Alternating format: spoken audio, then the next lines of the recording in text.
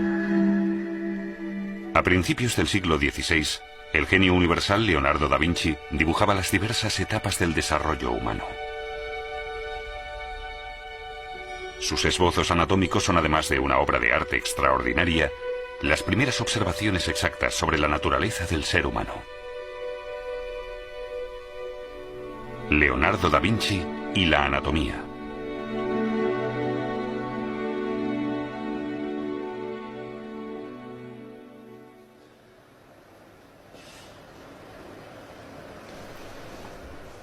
En Leonardo se juntan el interés por la ciencia y unas dotes sensacionales por el arte. Una feliz y única coincidencia para ambos ámbitos.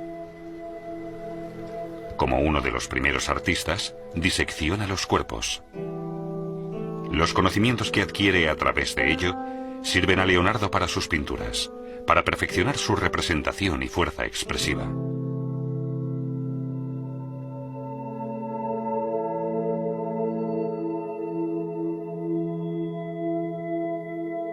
Con sus estudios anatómicos, aspira principalmente a representar y entender el cuerpo humano en todas sus proporciones y como unidad orgánica.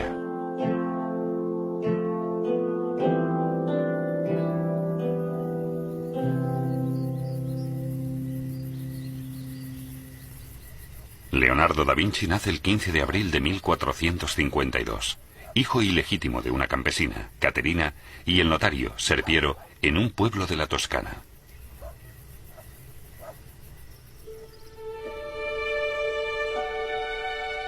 Ya de joven, manifiesta unas dotes artísticas notorias.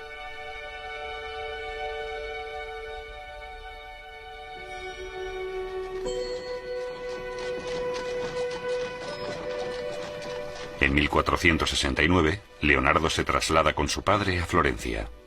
Allí ayudará durante 12 años al respetado artista y escultor Andrea del Verrocchio. Durante sus trabajos en la pintura de Verrocchio, el bautismo de Cristo, Leonardo demuestra por primera vez su talento. El ángel de la izquierda es obra suya.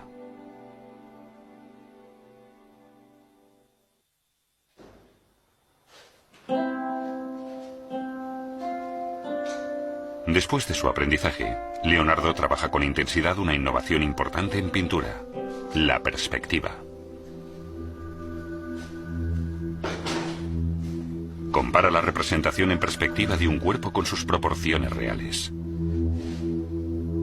Su interés por la ciencia, sobre todo la geometría, se despierta. Leonardo es un investigador de pies a cabeza. Sus ganas por percibir y representar la realidad son tan fuertes que no se contenta con una sola disciplina. Estudia geología, construcción, botánica e ingeniería militar, aunque sobre todo anatomía. Concreta sus estudios en cientos de dibujos.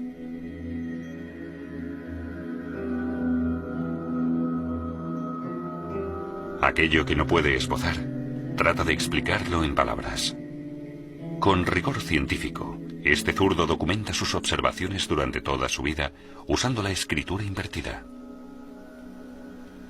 Su primer objeto de estudio anatómico es la cabeza del hombre.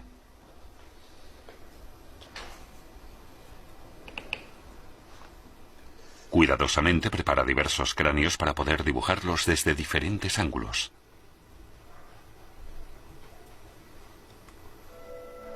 El ojo fascina especialmente a Leonardo. Observa la trayectoria de los nervios ópticos y encuentra el punto en el cerebro donde se cruzan. Lo llama sentido común. Aquí cree que se halla el centro de los sentidos. Hoy se localiza en esta sección el tercer núcleo cerebral y el hipotálamo, el centro de regulación de las funciones orgánicas más importantes. Nace el interés de Leonardo por la anatomía. Estudia la literatura especializada, una oferta muy limitada, porque el descuartizamiento de cuerpos se considera desde hace tiempo un delito. Se considera que el padre de la anatomía humana es el médico griego Galeno de Pérgamo, que vivió en Alejandría en el siglo II después de Cristo. Al estar prohibido practicar autopsias en seres humanos, desmiembra monos y osos. Los conocimientos que adquiere de aquello los traslada al ser humano. Los trabajos de Galeno sobre anatomía estuvieron vigentes durante siglos, y durante mucho tiempo nadie los cuestionó. En 1483, Leonardo interrumpe su exploración anatómica. Se presenta como ingeniero constructor de fortalezas ante la corte de Milán.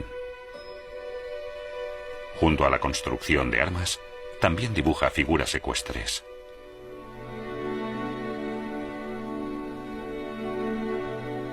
Planea y construye canales y esclusas, algunas de las cuales aún se conservan hoy.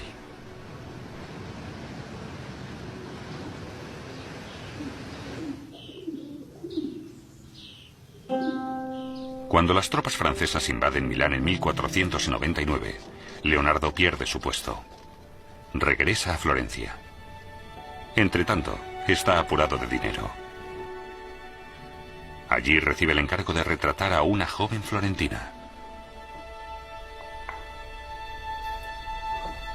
Durante 2 años se dedica al retrato de la Mona Lisa, para el que nuevamente emplea nuevas técnicas de pintura, la difuminación de los contornos y el encubrimiento de los colores.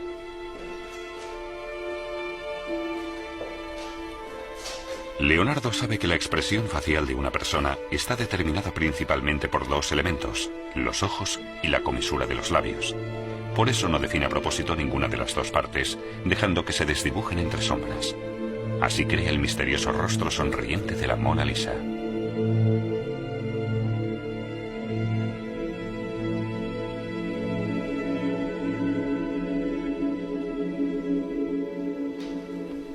En esa época, Leonardo tropieza con un libro de texto sobre autopsias. El autor es el anatomista Mondino de Lucci, que enseñaba en Bolonia a principios del siglo XIV. En el año 1302, los juristas de la Universidad de Bolonia forzaron una autopsia porque sospechaban un asesinato por envenenamiento. El primer caso de la medicina forense y el comienzo de la anatomía moderna. No obstante, el estudio anatómico no echó realmente raíces en las universidades hasta 200 años después.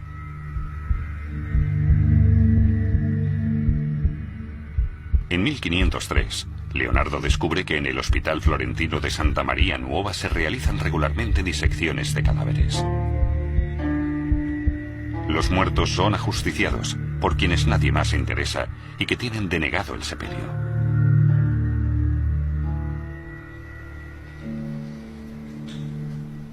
Leonardo consigue el permiso para practicarles autopsias.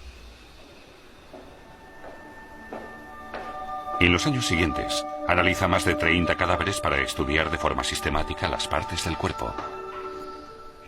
Deja al descubierto órganos, músculos y huesos y los dibuja desde diversos ángulos para documentarlos.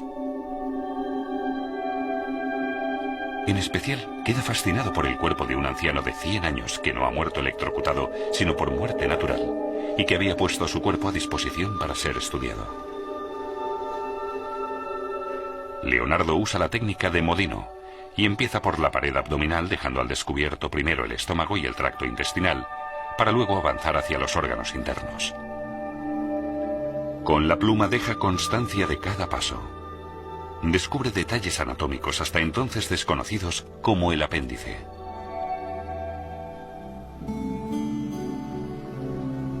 Al mismo tiempo, Leonardo perfecciona constantemente su técnica de dibujo. Siempre se esfuerza por plasmar la realidad lo más fielmente posible. Emplea líneas para que sus dibujos parezcan lo más plásticos posibles.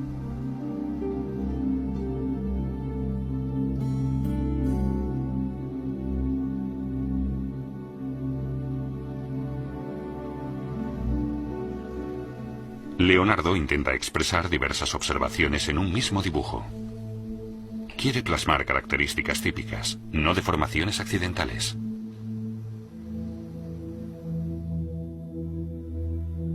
Como primer anatomista dibuja la columna vertebral con fidelidad de detalles y realismo.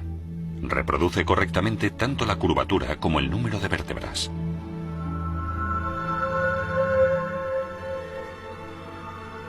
Pero como Leonardo no es médico, el hospital le deniega el acceso a los cuerpos. A la fuerza, continúa su investigación anatómica con cadáveres de animales. Estudiando el corazón de un cerdo, establece que el corazón, a diferencia de opiniones anteriores, es un músculo. Es mucho más potente que el resto de músculos y se abastece como ellos a través de venas y arterias.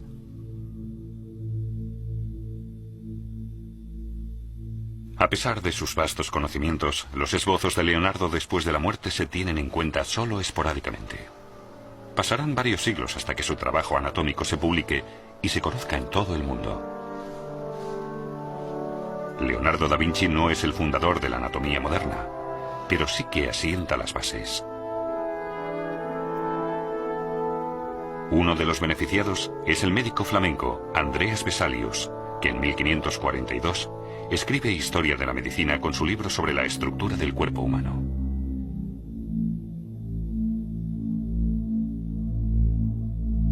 Vesalius, como catedrático de cirugía en la Universidad de Padua, puede realizar durante años la autopsia de cientos de cuerpos de ajusticiados. Sistemáticamente, estudia el cuerpo humano en su totalidad. Aunque Vesalius está falto de un talento: el dibujo. Por eso contrata a un artista reputado como Tiziano y a un discípulo de este, Stefan Kalkar, que ilustran para su manual de anatomía docenas de dibujos.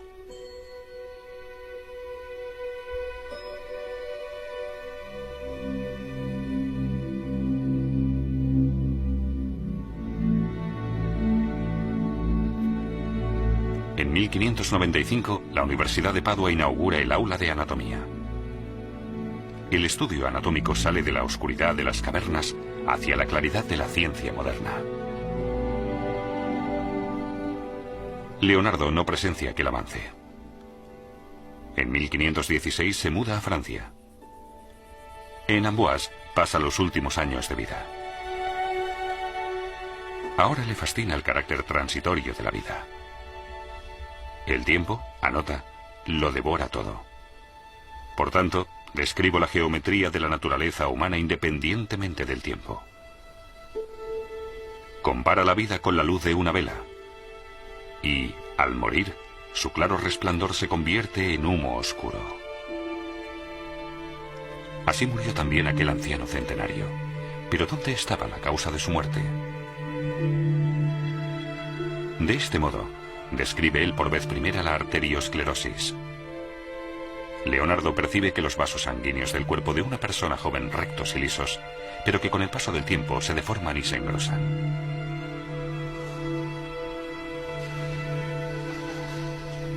Leonardo da Vinci es quizás uno de los pocos hombres en los que se reúnen perfectamente la capacidad para la investigación científica y las dotes artísticas.